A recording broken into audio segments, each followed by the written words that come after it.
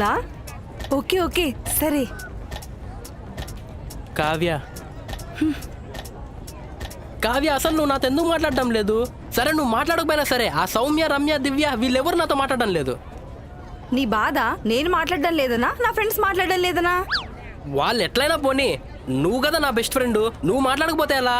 మరి ఇందాక అలా అన్నావు. అలా అన్నానా? అలా అనలేదే, నువ్వు మాట్లాడడం ఇంపార్టెంట్ అన్నానే.